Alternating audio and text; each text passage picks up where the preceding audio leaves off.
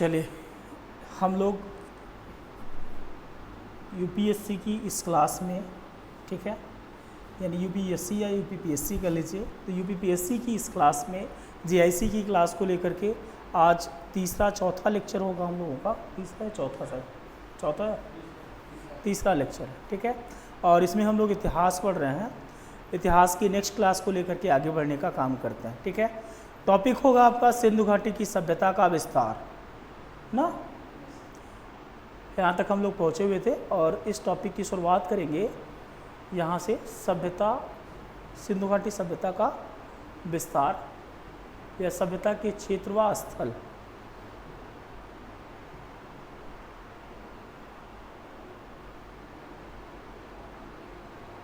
यही से था ना।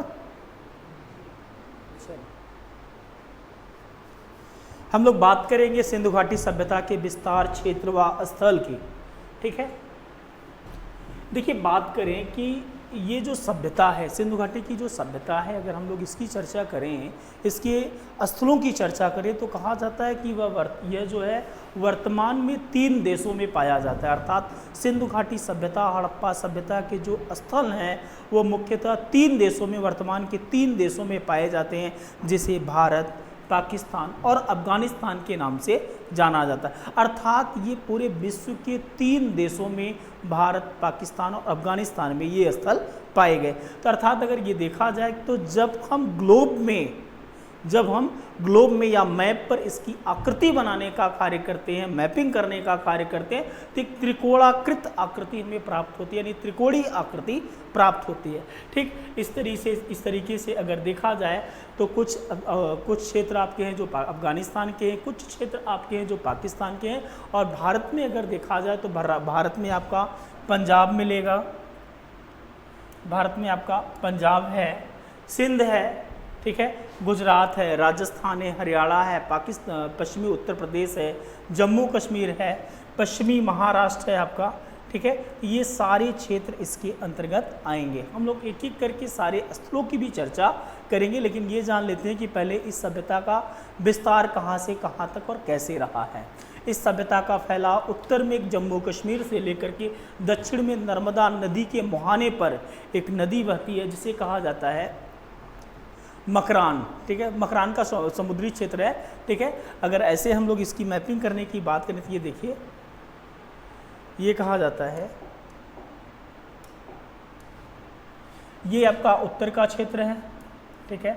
उत्तर के क्षेत्र में अगर देखा जाए तो ये जम्मू कश्मीर तक फैला हुआ है भारत में, और दक्षिण में अगर देखा जाए तो दक्षिण में ये महाराष्ट्र का एक क्षेत्र मिलता है जिसे दैमाबाद के नाम से जाना जाता है, ये वहाँ तक फैला हुआ है। और पूरब से लेकर के पश्चिम तक की बात की जाए तो पूरब में ये आपका उत्तर प्रदेश का एक मेरठ का ज़िला है, मेरठ ज़िला है, वहाँ पर एक प्लेस मिलता है जिसे आलमगीरपुर के नाम से जाना जाता है, वह प्लेस है। और दक्षिण में पश्चिम में अगर देखा जाए तो एक प्लेस है जिसे कहा जाता है कि ये पाकिस्तान में है, बलूचिस्तान के, पाकिस्तान का बलूचिस्तान का प्रांत है जिसे सुतकागेन डोर के नाम से जाना जाता है। अर्थात अगर ये देखा जाए तो सिंधु घाटी सभ्यता को अगर हम लोग चारों दिशाओं में विभाजित करने का कार्य करते हैं तो सबसे उत्तरी, सबसे दक्षिणी, सबसे पूर्वी, सबसे पश्चिमी इन क्षेत्रों से भी प्रश्न आपके बनते हैं। जैसे आपसे अक्सर पूछा जाता है कि सिंधु घाटी सभ्यता का सबसे पूर्वी स्थल कौन सा है, ठीक है। तो सिंधु घाटी सभ्यता का सबसे पूर्वी स्थल आपका कौन सा स्थल बनता है? आलमगीरपुर बनता है, जो आपका वर्तमान उत्तर प्रदेश के मेरठ जिले में स्थित है। यहाँ पर एक नदी का भी नाम पूछा जाता है कि ये जो प्लेस है वह किस नदी के तट पर स्थित है, तो उसको जानते रहिएगा, हिंडन नदी के तट पर आपका ये प्लेस स्थित है, ठीक है। सबसे उत्तर की बात करें तो कहा जाता है कि उत्तर में जम्मू कश्मीर राज्य में एक क्षेत्र मिलता है जिसे हम लोग मांडा के नाम से जानते हैं, ठीक है। मांडा जो है ये चिनाव नदी के तट पर स्थित है। किस नदी के तट पर स्थित है? चिनाव नदी के तट पर स्थित है, ठीक है। यहाँ पर तहसील भी अगर पूछा जाए तो आप लोग ध्यान दीजिएगा, चिनाव नदी के तट पर अखनूर तहसील के अंतर्गत मांडा नामक एक प्लेस मिलता है जो पूरी सिंधु घाटी सभ्यता का सबसे उत्तरी स्थल माना जाता है, ठीक। इसी तरीके से हम लोग सबसे पश्चिमी स्थल की बात करें तो पश्चिमी स्थल में कहा जाता है कि पाकिस्तान का एक दक्षिणी प्रांत है जिसे बलूचिस्तान के नाम से जाना जाता है। और इस बलूचिस्तान में कहा जाता है कि जो इसका पश्चिमी क्षेत्र बलूचिस्तान का, वहाँ पर एक नदी मिलती है जिसे दास्क नदी के नाम से जाना जाता है। किस नदी के नाम से जाना जाता है? दास्ट नदी के नाम से जाना जाता है। और इस नदी के तट पर ये स्तुतकागेन-डोर जो है ये प्लेस स्थित है, जो पूरी सिंधु घाटी सभ्यता का सबसे पश्चिमी स्थल माना जाता है। सबसे दक्षिणम स्थल की बात करें तो कहा जाता है कि आपके भारत का जो दक्षिणी प्रांत है, ठीक है, भारत का भी दक्षिणी प्रांत है और सिंधु घाटी सभ्यता का भी दक्षिणी प्रांत कहा जाएगा, जिसे हम लोग महाराष्ट्र कहते हैं। ठीक है, महाराष्ट्र में एक प्लेस मिलता है जिसे कहा जाता है दैमाबाद। ठीक है, दैमाबाद जो है ये आपका सबसे दक्षिणतम स्थल है। यहाँ पर एक नदी मिलती है जिसे भोगवा नदी कहा जाता है। ये भोगवा नदी के तट पर स्थित है। ठीक, ये सिंधु घाटी सभ्यता का सबसे दक्षिणतम स्थल माना जाता है। ठीक है, देखिए यहाँ से भी आपका एक प्रश्न बनता है, उत्तर, दक्षिण, पूरब और पश्चिम इन दिशाओं से प्लेस, पर्टिकुलर प्लेस पूछे जाते हैं। किस नदी के किनारे स्थित है ये पूछा जाता है। वर्तमान किस राज्य में अवस्थित है ये भी पूछा जाता है। ठीक है, तो वर्तमान में अगर देखा जाए तो 3 अपने देश में स्थित हैं, बाकी एक क्या है, दूसरे देश में स्थित है। तो ऐसे भी भिन्न करके भी पूछा जा सकता है। विचार करने के लिए भी प्रश्न दे दे तो आप ध्यान दीजिएगा, ये 3 प्लेस आपके क्या हैं, भारत में है, जबकि एक क्या है आपका विदेश में यानी अफगानिस्तान में, पाकिस्तान में। ठीक है, इसी तरीके से आपको यहाँ पर भी और प्लेस दे सकते हैं जो भारत के प्लेस होंगे। ठीक है, जो दक्षिण का प्लेस ना होकर के आपका उत्तर भारत का प्लेस हो सकता है, पूर्वी क्षेत्र का प्लेस हो सकता है। ये मैपिंग का प्रश्न बनता है। ठीक है, तो पता चला कि उस पर भी विचार करने के लिए दे दिया जाए और ये भी प्लेस उसमें डाल दिया जाए, तो आप इसको तुरंत क्या करेंगे, अलग करने का काम करेंगे, क्योंकि दैमाबाद क्या है, दक्षिण प्रांत में स्थित है, यानी दक्षिण में स्थित है। क्लियर, आगे बात करते हैं।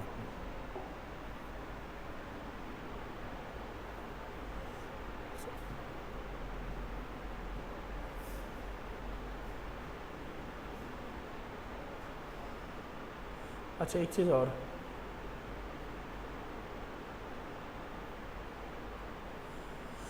एक इसका और प्रश्न बनता है यहाँ से, ये पूरब से पश्चिम तक अगर देखा जाए तो 1600 वर्ग किलोमीटर फैला हुआ है,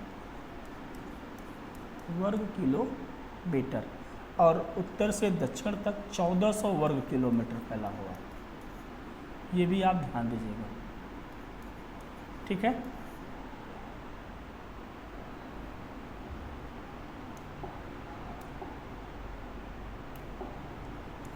ये 1600 वर्ग किलोमीटर और ये जो है आपका 1400 वर्ग किलोमीटर फैला हुआ है। ठीक, यानी आपसे पूरब से पश्चिम तक का विस्तार पूछे और उत्तर से दक्षिण तक का विस्तार पूछे, तब भी आप यहाँ पर ध्यान दीजिएगा, ये भी आपका प्रश्न बनता है यहाँ पर। ठीक, अच्छा, एक प्रश्न यहाँ पर और बन गया, इस सभ्यता के विस्तार के आधार पर स्टुअर्ट पिगट महोदय ने हड़प्पा एवं मोहनजोदड़ो को एक विस्तृत साम्राज्य की जुड़वा राजधानी कहा है। ठीक है, तो एक प्रश्न यहाँ से भी आपका बनता है, किस दो सिंधु घाटी सभ्यता के किस 2 प्लेस को सिंधु घाटी सभ्यता का जुड़वा राजधानी कहा गया। ठीक है, तो ये आपका मोहनजोदड़ो और क्या होगा, हड़प्पा होगा। जुड़वा राजधानी के बारे में बताया है, ये प्रश्न भी आपको बनता है। ठीक है, पूछा जाता है कि स्टुअर्ट पिगट ने किस 2 प्लेसों को, यानी किन 2 प्लेसों को, सिंधु घाटी सभ्यता के किन 2 स्थलों को एक ही साम्राज्य की 2 राजधानियां बताई या जुड़वा राजधानी बताई। ठीक है, तो आपका क्या हो जाएगा, हड़प्पा और मोहनजोदड़ो। चलिए, अब हम लोग बात करेंगे प्लेस की। ठीक, प्लेस, देखो यहाँ से विशेष करके प्रश्न बनते हैं। 3 प्रश्नों पर आप लोग चर्चा करते हुए चलिएगा, जहाँ आपको ना समझ में आए तुरंत आप लोग पूछने का भी काम करिएगा। पहले तो हड़प्पा, हड़प्पा की बात की जा रही है। हड़प्पा किस देश में स्थित है? ठीक है, वो पाकिस्तान का एक प्रांत है जिसे पंजाब के नाम से जाना जाता है। अब आपके माइंड में ये होगा कि भारत में भी पंजाब है, पाकिस्तान में भी पंजाब है।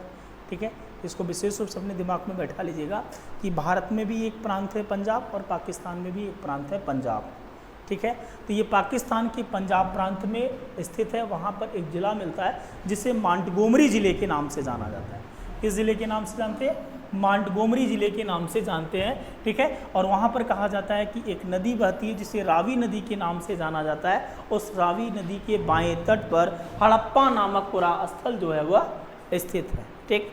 तो फिर से ध्यान दीजिएगा, क्या हम बात कर रहे हैं, पाकिस्तान के पंजाब प्रांत के मांटगोमरी जिले के रावी नदी के बाएं तट पर यह पुरास्थल स्थित है, ठीक है। यानी हड़प्पा किस नदी के किनारे स्थित है, आपको ये भी ध्यान देना है, किस राज्य में है, किस देश में, किस ज़िले में है, ये भी आपको ध्यान देना है। दूसरी बात क्या कही जा रही है, हड़प्पा के जिले या वंशावशेष के विषय में सर्वप्रथम जानकारी 1826 ईस्वी में चार्ल्स मेसन को मिला हुआ था, ठीक है। चार्ल्स मेसन, इनको भी विशेष रूप से ध्यान दीजिएगा। पहली बार अभी देखो कोई पेपर था शायद उसका आरओ का शायद एग्जाम था, उसमें ये प्रश्न पूछा गया था, विशेष रूप से ध्यान दीजिएगा, हूबहू यही प्रश्न डाल दिया गया था। आरओ के एग्जाम में पूछा गया था कि सिंधु घाटी सभ्यता की सर्वप्रथम जानकारी किसको प्राप्त हुई, ठीक है। तो ये वही प्रश्न है जो 1826 ईस्वी में चार्ल्स मेसन को प्राप्त होता है, ठीक। दूसरा प्रश्न हमने आपको ये पहले भी बताया हुआ है कि 1921 ईस्वी में दयाराम साहनी ने इसका सर्वेक्षण किया और 1923 ईस्वी में इसका नियमित रूप से उत्खनन कार्य आरंभ किया गया और 1926 ईस्वी में माधव स्वरूप वत्स के द्वारा तथा 1946 ईस्वी में मार्टिमर व्हीलर ने इसका व्यापक स्तर पर उत्खनन कार्य कराने का काम किया, ठीक। लेकिन पार्टिकुलर जो पूछा जाता है कि सिंधु घाटी सभ्यता हड़प्पा सभ्यता का उत्खनन कार्य किसके नेतृत्व में हुआ, आप दयाराम साहनी, पहले भी आपको बताया जा चुका है, ठीक है। नेक्स्ट प्रश्न पर हम लोग आगे बढ़ते हैं।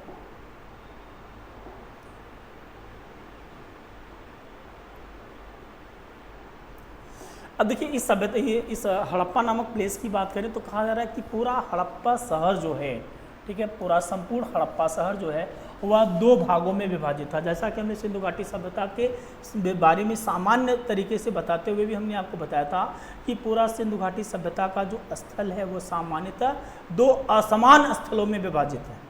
किन स्थलों में विभाजित है, असमान स्थलों में। असमान का मतलब कि कोई दोनों बराबर पर नहीं है, कुछ अपवादों को छोड़ करके, जैसे कालीबंगा को हमने बताया था, ठीक है। तो कुछ अपवादों को छोड़ करके सारे जो भी हमें स्थल प्राप्त हुए वो सब क्या है, असमान स्थलों में प्राप्त है। तो संपूर्ण शहर हड़प्पा का जो है वो 2 भागों में विभाजित है। एक को कहा जाता है पश्चिमी दुर्ग और दूसरी को कहा जाता है दक्षिणी दुर्ग, ठीक है। जब पश्चिमी दुर्ग की बात करें तो कहा जाता है कि ये चारों तरफ से दीवारों से घिरा हुआ था और यह दीवार कच्ची ईंटों से निर्मित थी जिसे बाहर से पक्की ईंटों से ढक दिया जाता था, ठीक है। यानी पहले उसको अंदर से कच्ची ईंटों से घेर दिया गया और बाहर से पक्की ईंटें लगा करके उसको घेर दिया गया, ठीक है। पश्चिमी के बाद जो पूर्वी क्षेत्र था वह रिहायशी इलाका था, यानी वहाँ पर जनता जो है वो रहने का कार्य करती थी, ठीक। मजदूरों की बस्ती, मजदूरों का आवास, अन्नागार, 2 कतारों में श्रमिक आवास भी यहाँ से प्राप्त हुए। विशेष रूप से ध्यान दीजिएगा क्या क्या चीज़ों की प्राप्ति हो रही है। मजदूरों की बस्ती किस स्थल से प्राप्त हुआ, हड़प्पा से। मजदूरों का आवास कहाँ से प्राप्त हुआ, हड़प्पा से। अन्नागार कहाँ से प्राप्त हुआ, हड़प्पा से। 2 कतारों में श्रमिक आवास कहाँ पर मिले हुए हैं, हड़प्पा में, ठीक है। इतना याद करके रखिएगा, ये जो आपको प्लेस मिल रहे हैं वो बहुत ही इंपॉर्टेंट है, ठीक है। मजदूरों की बस्ती, मजदूरों के आवास, अन्नागार, 2 कतारों में श्रमिकों के आवास यहाँ से में प्राप्त होते हैं। आगे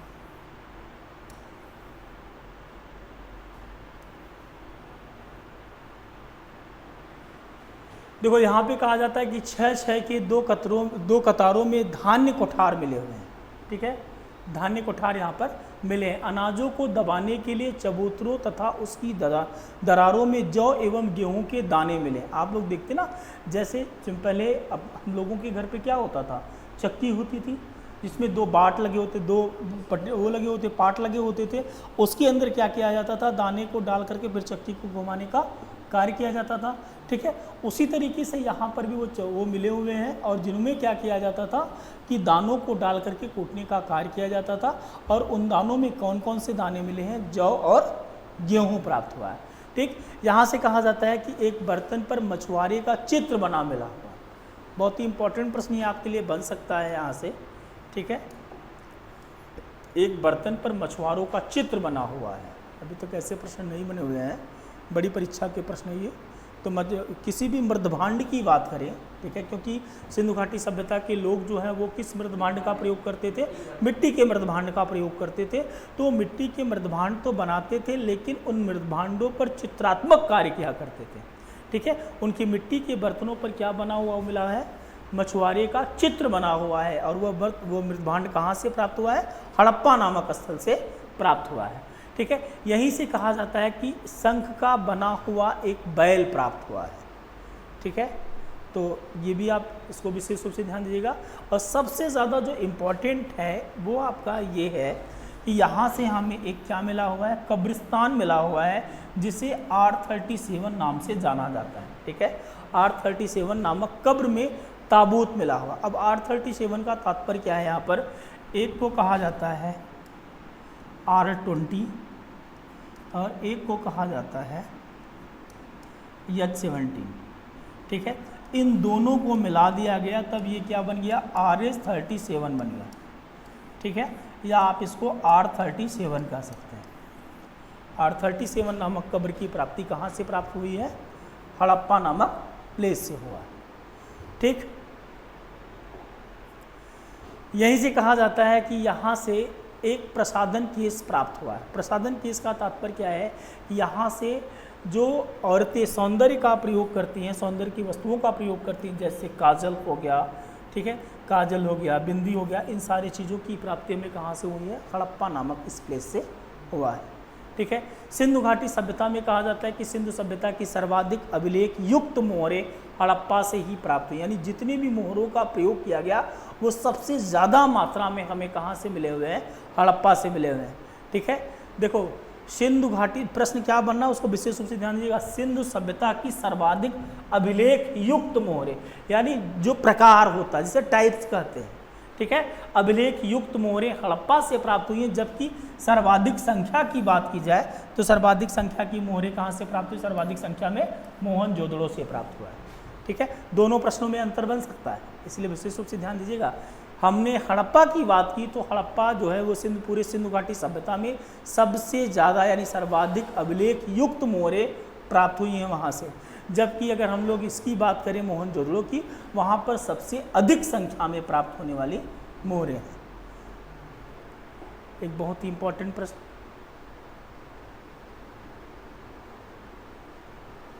कहा जाता है कि यहाँ पर सिर के बल खड़ी नग्न स्त्री का चित्र मिला हुआ है और इसके गर्भ से एक पौधा निकलता हुआ दर्शाया गया है, ठीक है। देखो इस पौधे को जो निकलता हुआ दर्शाया गया है वो इस बात का सूचक माना जाता है कि वह शायद जो स्त्री है वह उर्वरता की देवी हैं। कौन है, उर्वरता की देवी हैं, और उनको इस चीज़ के लिए देवी का स्वरूप माना गया और इसीलिए उसको दर्शाने का कार्य किया गया, ठीक है। यही से कहा जाता है, देखो ये दोनों प्रश्न इंपॉर्टेंट है, एक तो ये और एक तो ये, नटराज की आकृति की मूर्ति कहाँ से प्राप्त हुई है, जो स्लेटी चूने पत्थर की बनी हुई है, ठीक है, वो कहाँ से प्राप्त होती है, तो हड़प्पा नामक स्थल से प्राप्त होता है। कहा जाता है कि नटराज, आप लोग देखते हैं नटराज की आकृति भी जानते हैं, ठीक है, नटराज की आकृति जैसी स्लेटी चूने पत्थर की नृत्य मुद्रा वाली मूर्ति यहाँ से प्राप्त हुई है, ठीक। कहा जाता है कि ठोस पहिए एवं छतरी से युक्त तांबे की बनी इक्का गाड़ी भी यहीं से प्राप्त हुई है। इक्का गाड़ी कहाँ से प्राप्त होता है उसको भी यहाँ पर ध्यान दीजिएगा, ठीक है। छतरी से युक्त, कहा जाता है कि एक व्यक्ति जो है वह क्या कर रहा है कि उस इक्के गाड़ी पर बैठ करके बैल को हाँकने का कार्य कर रहा है।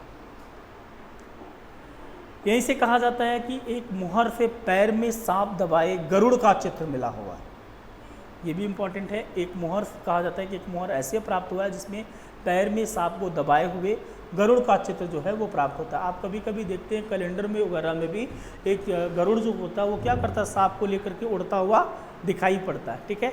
तो वह चित्र यही जो आप लोग कैलेंडर में देखने का कार्य करते हैं, ठीक है। यहीं से कहा जाता है कि 16 भट्टियों के साक्ष्य प्राप्त हुए हैं, ठीक है। यहीं से में 16 भट्टियों के साक्ष्य मिले हुए हैं जहाँ पर यानी आग लगाई जाती थी, वहाँ भट्टी में आग लगाने का कार्य किया जाता था।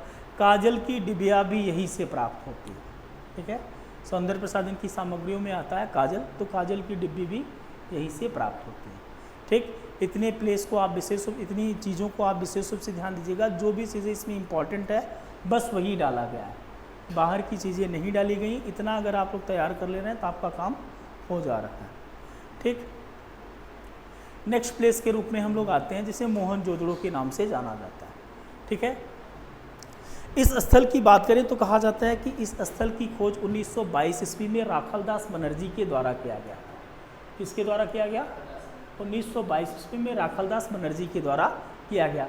वर्तमान में जो यह स्थल है वह सिंध के लरकाना जिले में सिंध नदी के किनारे स्थित है। पाकिस्तान में कहा जाता है एक प्रांत है जिसे सिंध के नाम से जाना जाता है, और वहीं पर एक नदी बहती है जिसे सिंध नदी के नाम से भी जाना जाता है। अभी देखो, युद्ध के पश्चात सिंध नदी का पानी भारत ने क्या किया?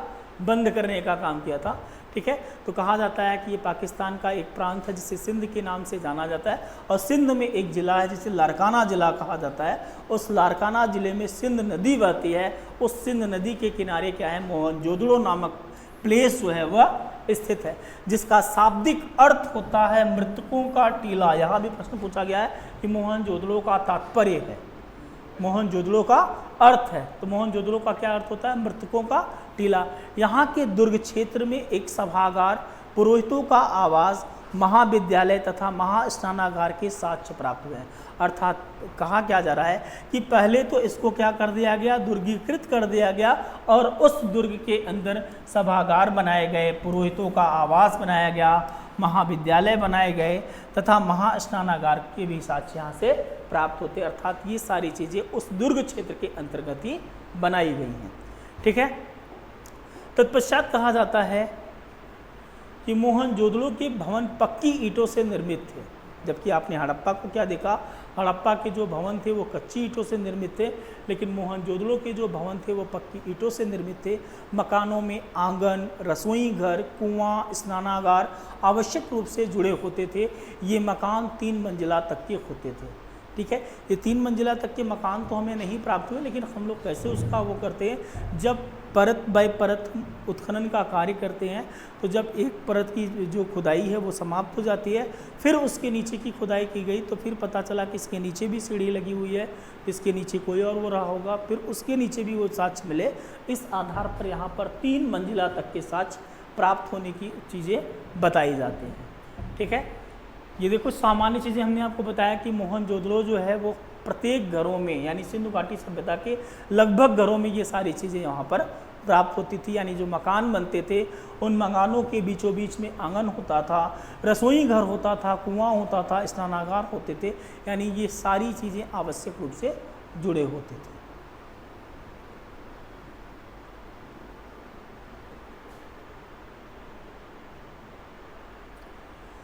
घर का प्रवेश द्वार सड़क पर नहीं होकर के गली में होता था। ठीक है, यानी जो घर होता था उसका प्रवेश द्वार जो था वो सड़क पर ना होकर के कहाँ पर होता था? गलियों में होता था। गलियाँ कैसे होती थी? जैसे कि कल भी शायद हमने आपको बताया था कि ये क्या है? ये सड़क गया हुआ है। ठीक है, ये मुख्य सड़क गया हुआ है, तो यहाँ पर क्या है कि ऐसे गली गई हुई है, तो ये जो मकान थे, मकान का जो मुख्य द्वार होता था वह इन गलियों पर होता था। कहाँ होता था? ये इन गलियों पर होता था, जबकि ये क्या होते थे? ये मुख्य सड़क होते थे। मुख्य सड़क पर इनका मुख्य द्वार नहीं होता था। ठीक है, कहाँ पर होता था? गलियों के तरफ होता था। गलियों की तरफ इनको निकलने का मौका मिलता था। आगे चल कर के यही गलियाँ आगे चल कर के यहाँ पर सड़कों पर आकर के मिल जाती थी, लेकिन जो मकान बनते थे उनका जो मुख्य द्वार होता था वो गलियों पर निकलता था। ठीक है, कहा जाता है कि यहाँ 16 कमरों का बैरक मिला हुआ है। ठीक है, 16 कमरे जो हैं वो एक साथ बनाए गए हैं, इसकी प्राप्ति यहाँ पर होती है।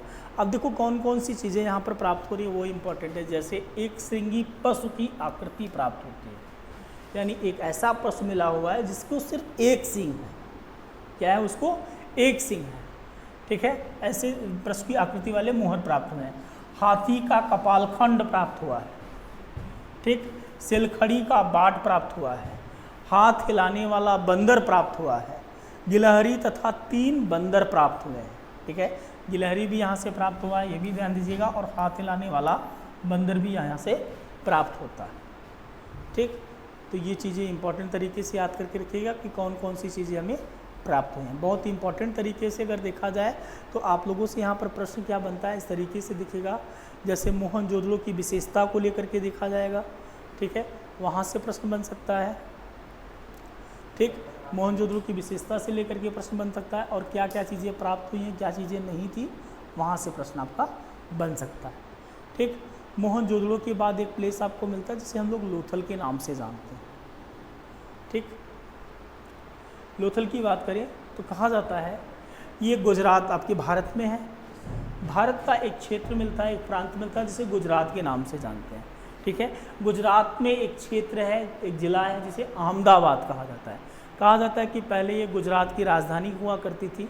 ठीक है, बाद में क्या किया गया कि गांधीनगर को गुजरात की राजधानी बनाने का कार्य किया गया। ये वही अहमदाबाद है जहाँ से कहा जाता है कि महात्मा गांधी ने दांडी यात्रा की शुरुआत की थी, जहाँ से महात्मा गांधी ने क्या किया था, दांडी यात्रा की शुरुआत की थी। गुजरात के अहमदाबाद ज़िले में एक नदी मिलती है जिसे भोगवा नदी कहा जाता है।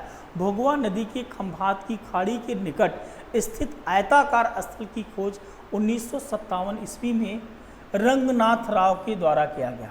किसके द्वारा किया गया? रंगनाथ राव के द्वारा किया गया। तो विशेष रूप से आप यहाँ पर ध्यान दीजिएगा, लोथल प्लेस है, कहाँ स्थित है, ठीक है, किस नदी के तट पर स्थित है, दूसरा किस सन में खोजा गया और किसके द्वारा खोजा गया। ठीक है, इस 2 लाइन में 5 प्रकार के प्रश्न बन रहे हैं। इस 2 लाइन में 5 प्रकार के प्रश्न आपके बन रहे हैं। लोथल प्लेस है, किस राज्य में है, किस जिले में है, किस नदी के तट पर है, ठीक है, और फिर इसकी खोज किसके द्वारा किया गया और किस सन में खोजा गया। आगे बात करते हैं। अब देखो, जैसे वहाँ पर मोहनजोदड़ो का अर्थ पूछा गया, वैसे यहाँ पर लोथल का भी अर्थ पूछा जाने लगा है। तो अर्थ लोथल का अर्थ होता है मुर्दों का नगर। क्या कहा जाता है? मुर्दों का नगर। कहा जाता है कि यह एकमात्र ऐसा स्थल है जहाँ गोदीवाड़ा का साक्ष्य मिला हुआ है। गोदीवाड़ा का मतलब हमने कल भी आपको बताया था, जिसे डॉकयार्ड कहा जाता है, जहाँ पर जहाज़ें निर्मित होने के लिए होती हैं। ठीक है, जिसका आकार अगर देखा जाए तो 214 मीटर गुणे 36 मीटर गुणे 3.3 मीटर गहराई थी। ठीक है, अर्थात जो ये गोदीवाड़ा है उसकी लंबाई अगर देखी जाए, तो ये क्या थी, 214 मीटर थी। ठीक, चौड़ाई की बात करें तो चौड़ाई इसका जो था वह 36 मीटर था।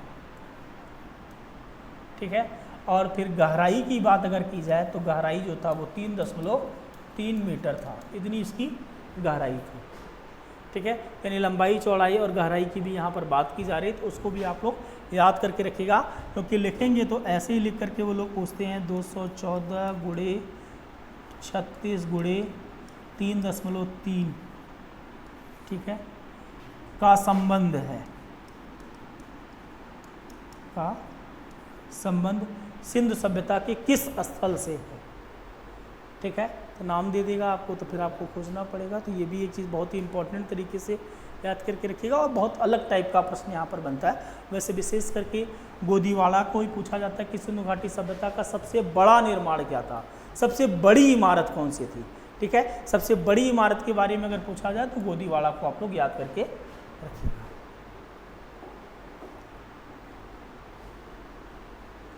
लोथल शहर जो है विभाजन दुर्ग तथा निचले शहर में नहीं है। ठीक है, अर्थात इसका जो विभाजन है निचले दुर्ग में नहीं था, जबकि ये ऊपर के दुर्ग में ही विभाजित था। कहा जाता है कि बर्तन के टुकड़ों पर लगे चावल के दाने प्राप्त हुए, यानी यहाँ से चावल के दानों की भी साक्ष्य प्राप्त होते हैं।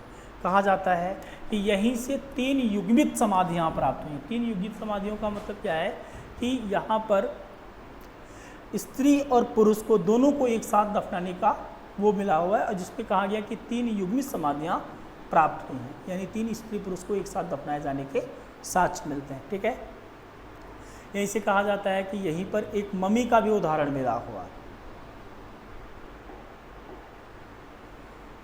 ये देखो इंपॉर्टेंट चीज़ है, मिट्टी की बनी 2 पशु आकृतियाँ, गोरिल्ला के अंकन वाली मुद्रा तथा बारासिंहे के अंकन वाली मोहर भी प्राप्त हुई है। ठीक है, तो दोनों को विशेष रूप से ध्यान दीजिएगा।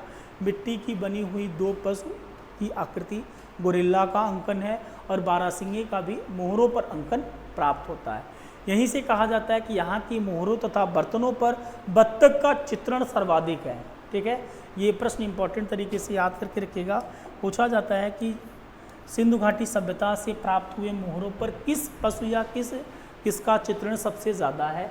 तो बत्तख जो है उसका सबसे ज़्यादा चित्रण किया गया है। ठीक है, सांप की चित्रण वाली मुद्रा भी यहीं से प्राप्त होती है, यानी सांप किसी मुद्रा में अगर सांप है तो उसका चित्रण कहाँ से मिलता है? वो हड़प्पा से मिलता है आपका, ठीक है, सॉरी लोथल से मिलता है। ठीक, ये आपका लोथल समाप्त होता है। देखो अगर कहीं आपको लगे कि कुछ पूछना है तो आप लोग तुरंत उसके लिए पूछ भी सकते हैं, ऐसा नहीं कि चुपचाप बैठे ही रहें। ठीक है, जहाँ वैसे लास्ट हाँ बिल्कुल ये सच है, तभी तो ये सारी चीज़ें हैं। देखो इतिहास उन्हीं चीज़ों को मानता है जिसका एविडेंस मिलता है।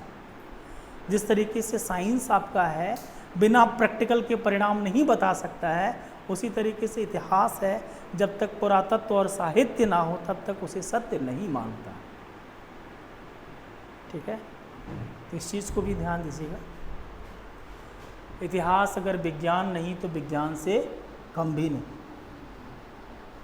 ठीक, हाँ, इतिहास अगर विज्ञान नहीं तो विज्ञान से कम भी नहीं। आप दो नई चीज़ों को मिला करके एक नई चीज़ का उत्पादन करते शायद तो उसे केमिस्ट्री कहा जाता है, उसे रसायन विज्ञान कहा जाता है ना। आप किसी तत्व में किसी चीज़ की कमी को या किसी चीज़ की अधिकता को प्राप्त करके तब बताते हैं कि ये चीज़ें ऐसे होनी चाहिए, ये विज्ञान है। ठीक है, ये प्रैक्टिकल करके बताते। लेकिन इतिहास इन बातों को मानता है कि ये चीज़ें थी तो कैसे थी, क्यों थी, इसका क्या प्रयोग था, इसलिए हम लोग इतिहास का अध्ययन करते हैं। ठीक, कालीबंगा की बात करते हैं हम लोग नेक्स्ट टॉपिक के रूप में। कालीबंगा आपका आता है। कालीबंगा वर्तमान में यह राजस्थान के लुप्त हो चुकी एक नदी है जिसे घग्गर नदी कहा जाता है, जिसे आप लोग सरस्वती नदी के नाम से भी जाना जाता है। उस नदी के किनारे स्थित है। ठीक है, तो कालीबंगा को विशेष रूप से ध्यान दीजिएगा कि कालीबंगा किस राज्य में स्थित है?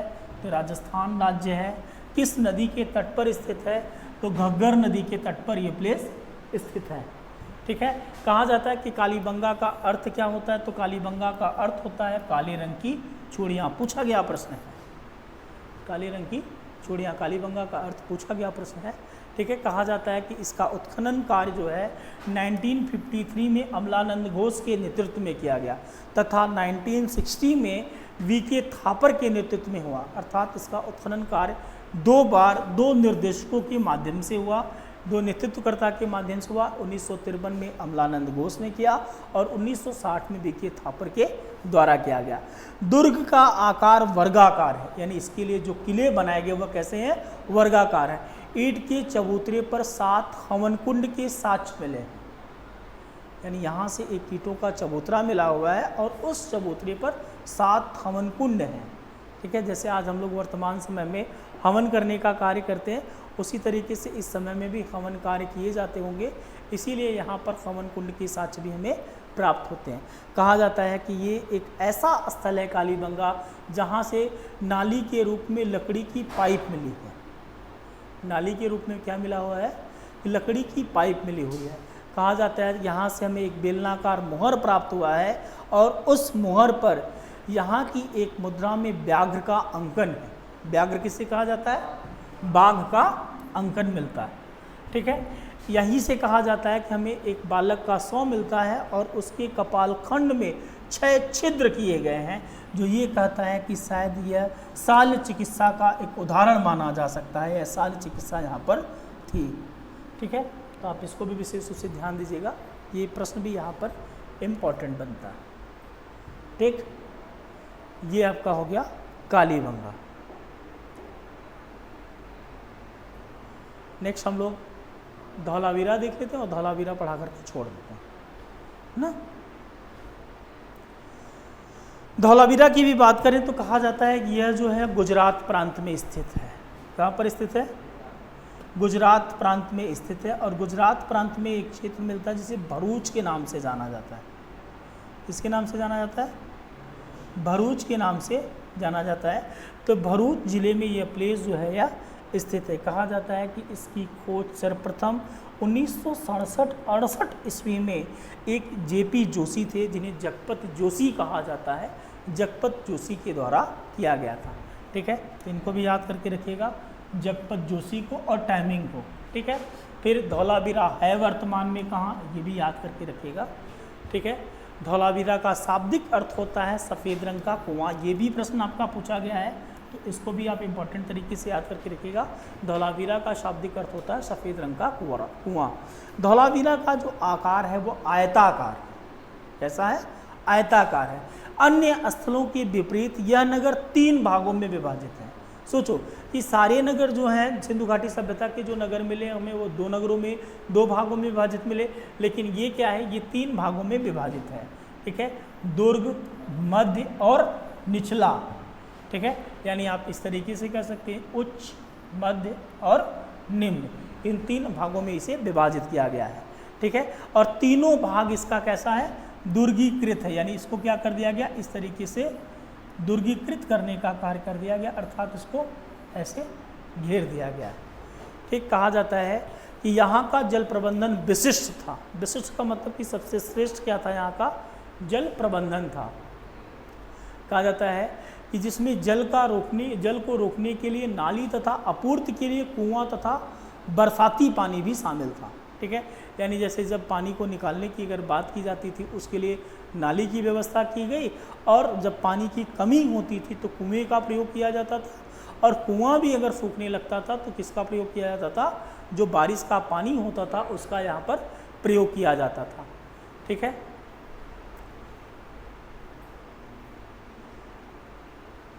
बारिश के पानी को देखो रोकने के लिए क्या करते थे ये लोग, इकट्ठा करने के लिए 12 मीटर का एक गड्ढा और 24 मीटर की एक नहर बनी हुई।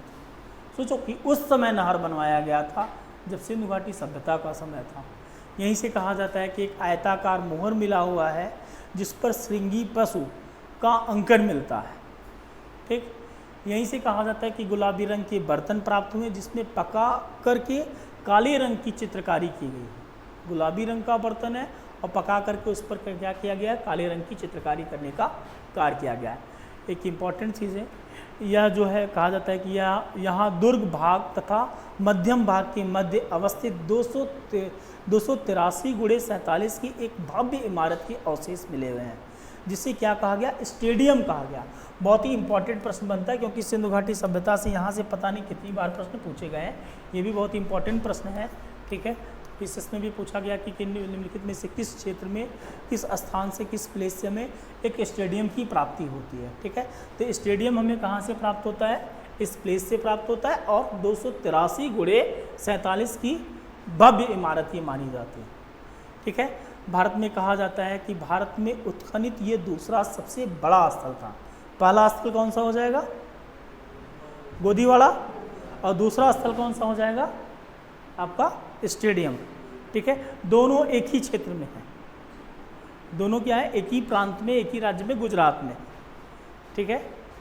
लोथल और धौलावीरा दोनों आपका एक ही प्लेस में है, ठीक है। एक छोटी सी चीज़ आपकी यहाँ पर और दिख रही है, उसको भी अगर यहीं पर क्लीन कर दिया जाए तो बेहतर होगा, क्योंकि उसके बाद फिर आप लोगों का होमवर्क बन जाएगा, आप लोग उसे करने का काम करिएगा। चांदोदड़ो है और बनावली है, 2 प्लेस हम लोग, चांदोदड़ो, बनावली और रोपड़, मुश्किल से 5 से 10 मिनट हम लेंगे, वो क्लियर कर देते हैं। फिर उसके बाद आपके पास टॉपिक जाएगा, आप उसको क्या करेंगे, स्टडी करने का काम करेंगे। देखो चांदोदड़ो की बात करें तो ये भी आपका क्या है, सिंध प्रांत में स्थित है, और इसकी खोज 1931 ईस्वी में एन.जी. मजूमदार के द्वारा किया गया। इसके द्वारा किया गया 1931 में एन.जी. मजूमदार के द्वारा किया गया था। 1935 ईस्वी में कहा जाता है कि इसको आगे बढ़ाने का कार्य मैके महोदय ने किया, ठीक। वर्तमान में कहा जाता है कि वर्तमान में यह स्थल सिंध में मोहनजोदड़ो से लगभग 130 किलोमीटर की दूरी में दक्षिण में बाएं किनारे पर स्थित है, ठीक है। यानी मोहनजोदड़ो से लगभग 130 किलोमीटर की दूरी पर यह प्लेस स्थित है, चांदोदड़ो जिसे कहा जाता है। यहाँ से कहा जाता है कि प्राक विकसित तथा उत्तर हड़प्पा के साक्ष्य प्राप्त मिले हुए हैं, ठीक है। प्राक विकसित का मतलब क्या होता है कि प्रारंभिक हड़प्पा काल, उत्तर हड़प्पा का मतलब कि अंतिम अवस्था, ठीक। दोनों के साक्ष्य में यहाँ से प्राप्त होते हैं, जो उस समय में भी था जब इस सभ्यता की शुरुआत हो रही थी तब, और जब इस सभ्यता का अंत होने लगा, पतन होने लगा, तब भी वहाँ से में इसके साक्ष्य मिलते। यहाँ से कहा जाता है कि मनके बनाने के साक्ष्य मिले हुए। मनके का मतलब क्या होता है, माला बनाने का साक्ष्य मिलता है। यहाँ से सौंदर्य प्रसाधन में लिपस्टिक तथा इत्र रखने के लिए बर्तन का साक्ष्य मिलता है। ठीक है, 2 प्लेस हो गए आपके सौंदर्य के लिए, तो विशेष रूप से ध्यान दीजिएगा। विशेष करके आपसे अलग करके ये पूछा जाता है लिपस्टिक के साक्ष्य कहाँ से प्राप्त है। लिपस्टिक और काजल दोनों अलग अलग प्लेस से प्राप्त हुए, तो इसीलिए आपसे ये प्रश्न पूछे जाते हैं कि कहाँ से हमें लिपस्टिक के साक्ष्य मिले हुए हैं और कहाँ से हमें काजल के साक्ष्य मिले हुए हैं। ठीक है, एक चीज़ और, यहाँ से हमें वक्राकार ईंटों की प्राप्ति होती है। ठीक, फिर उसके बाद आपका एक प्लेस मिलता है जिसे हम लोग बनावली कहते हैं। ठीक है, बनावली भी थोड़ा सा आपका इम्पोर्टेंट बनता है, इसलिए थोड़ा सा यहाँ पर इसको भी जानने की ज़रूरत है। बनावली की बात करें तो ये आपका वर्तमान में एक ज़िला है, वर्तमान में आपका भारत का एक प्रांत है जिसे हरियाणा के नाम से जाना जाता है। ठीक है, हरियाणा के नाम से जाना जाता है, और हरियाणा में ही एक ज़िला है जिसे हिसार ज़िला कहा जाता है। क्या कहा जाता है? हिसार ज़िला कहा जाता है। आप लोगों ने कल्पना चावला का नाम सुना होगा। कल्पना चावला मुख्यतः इसी ज़िले से संबंधित थे। इसकी खोज कहा जाता है कि 1973 में आर्यस विस्ट के द्वारा किया गया था। किसके द्वारा किया गया था? आर्यस विस्ट के द्वारा किया गया था। तांबे का एक वाराग्र यहीं से प्राप्त हुआ है। कहा जाता है कि जो इम्पोर्टेंट, सबसे ज़्यादा इम्पोर्टेंट ये प्रश्न बनता है, हल्की आकृति का खिलौना कहाँ से प्राप्त हुआ है? हल्की आकृति का खिलौना हमें कहाँ से प्राप्त हुआ? यहाँ से प्राप्त हुआ है, बनावली से। यहीं से कहा जाता है कि तांबे की कुल्हाड़ी भी प्राप्त हुई है। ठीक, तो ये भी इम्पॉर्टेंट है और ये भी इम्पॉर्टेंट है। बनावली की नगर नियोजन जो है वो शतरंज के बिसात या जाल के आकार की बनाई गई है। ठीक है, जैसे आप लोग शतरंज के खेल को देखते हैं कि इस तरीके से चारों तरफ से शतरंज का खेल होता है। ठीक है, ऐसे बनाया गया है। उसी तरीके से इसकी आकृति भी यहाँ पर बनाई गई, नगर नियोजन की आकृति भी इसी तरीके से बनाई गई है। ठीक है, फिर उसके बाद एक प्लेस मिलता है आप लोगों को रोपड़। ये आपका अंतिम और लास्ट होगा। ठीक है, फिर इसके बाद हम आपको कुछ बातें बता देंगे जिसके बारे में आपको याद करने की आवश्यकता होगी। रोपड़ यह स्थल जो है वर्तमान में पंजाब में सतलज नदी के किनारे स्थित है। ये भारत का रोपड़ है, भारत का पंजाब है। ठीक है, भारत में कहा जाता है कि वर्तमान में पंजाब में सतलज नदी के किनारे ये प्लेस जो है ये स्थित है, जिसकी खोज 1953 और 1954 में यज्ञदत्त शर्मा के नेतृत्व में कराई गई। किसके द्वारा कराया गया? यज्ञदत्त शर्मा के द्वारा कराया गया। और स्वतंत्रता के पश्चात खोजा जाने वाला यह पहला नगर था। सबसे ज़्यादा इम्पोर्टेंट ये प्रश्न बनता है, जब भारत स्वतंत्र हो गया 15 अगस्त 1947 को, तो सबसे पहले सिंधु घाटी सभ्यता के किस स्थल की खोज की गई? तो आपका रोपड़ होगा। ठीक है, और यहाँ से कहा जाता है कि मानव के साथ कुत्ते के दफनाए जाने के भी साक्ष्य प्राप्त होते हैं। तो ये आपका इम्पोर्टेंट है, निम्नलिखित में से किस प्लेस से मालिक के साथ कुत्ते के दफनाए जाने के साक्ष्य मिलते हैं? वो बुर्जहोम था। ठीक है, यहाँ से मानव के साथ कुत्ते के दफनाए जाने के साक्ष्य मिल जाए। ठीक है, वहाँ तो एक जैसे वो मान लिया गया कि ये चीज़ें थी, तो वहाँ पर उनको वैसे ही दफनाने का कार्य किया गया। यहाँ मानव है, मालिक नहीं है, सॉरी, यहाँ पर मानव है, मालिक नहीं। ठीक है, एक व्यक्ति के साथ उसको दफनाने का कार्य किया गया। अब नेक्स्ट के लिए आप लोगों को बता दें, ये आपका एक टेबल है। इस टेबल को आपको याद करना है कि कौन सा स्थल कहाँ पर है, वर्तमान उसकी स्थिति दी गई है, उसकी खोजकर्ता दी गई और कौन कौन सी चीज़ें प्राप्त होंगी वो चीज़ें दी गई हैं। आपको व्हाट्सएप पे डाल दिया जाएगा, आपके ग्रुप में डाल दिया जाएगा, आप इसको याद करिएगा और जो भी चीज़ें आपको बताई गई वो सब आप चीज़ें तैयार करिए। ठीक है, नेक्स्ट क्लास में जब मिलेंगे तो कुछ पूछ करके, यानी पीछे की चीज़ों का पूर्वावलोकन करते हुए हम लोग आगे बढ़ने का कार्य करेंगे और हम लोग देखेंगे हड़प्पा की राजनीतिक व्यवस्था क्या थी। ठीक है, थैंक यू। किसी को कुछ पूछना है तो वो पूछ सकता है।